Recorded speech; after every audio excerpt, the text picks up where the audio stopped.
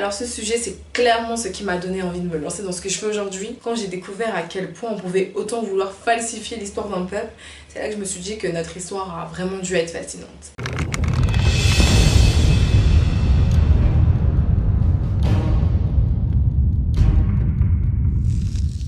La plus grande falsification autour de l'histoire africaine a été le blanchiment de la civilisation égyptienne. Donc le 31 mai 2017, les médias occidentaux annoncent que l'ADN de 90 momies viennent d'être déchiffrés. Ils seraient d'origine orientale et européenne. Aujourd'hui, je vais vous montrer que cette étude était malhonnête et totalement fausse et que la civilisation égyptienne appartient bien au monde négro-africain. Donc l'étude fausse du 31 mai 2017 de Johannes Cross a prédictionné 90 momies trouvées dans un cimetière au nord de l'Égypte. Il s'agissait déjà donc d'un seul site. Regardez sur cette image dans l'encadré, dans le nord de l'Égypte, d'où viennent les momies de l'étude de Johannes.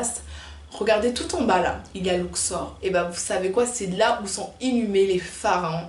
Même si un pharaon mourait au nord, on emmenait sa dépouille au sud. Comme aujourd'hui d'ailleurs, où les gens enterrent les gens dans leur village. Et bah les Égyptiens savaient parfaitement qui venait du sud. Donc Johannes, pourquoi t'avais aussi peur d'aller au sud ?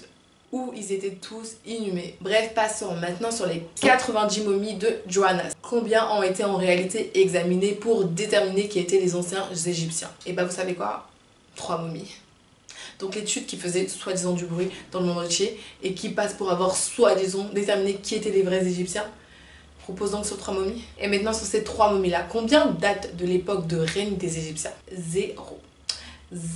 Momie JK 3124 date de 776 à 669 avant Jésus-Christ. Momie JK 2911 date de 769 à 560 avant Jésus-Christ. Momie JK 2888 date de 97-2 avant Jésus-Christ. Donc toutes ces momies là datent de l'époque où l'Égypte au nord était dominée par des étrangers blancs ou avait une forte population d'immigrés blanches. Ces momies ne peuvent en aucun cas être représentatives du peuple et des rois d'Égypte antique. Regardez, imaginons la civilisation française disparaissait là, d'un coup.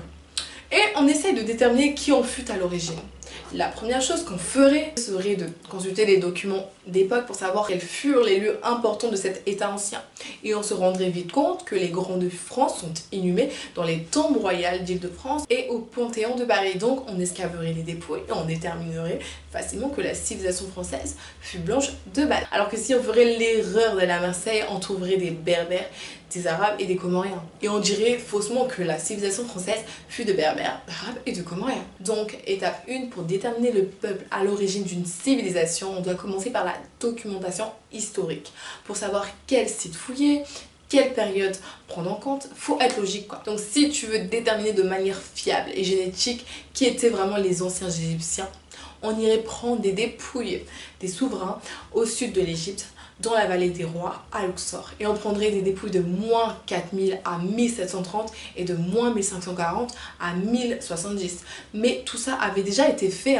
La première étude date de 2012, elle a été menée par le laboratoire Jane Traps. Il s'est basé sur 3 pharaons connus. Donc il y avait Amenhotep III, il y avait Toutankhamon et un autre, je sais pas, en fait c'est soit Smenkhkarê ou Akhenaton.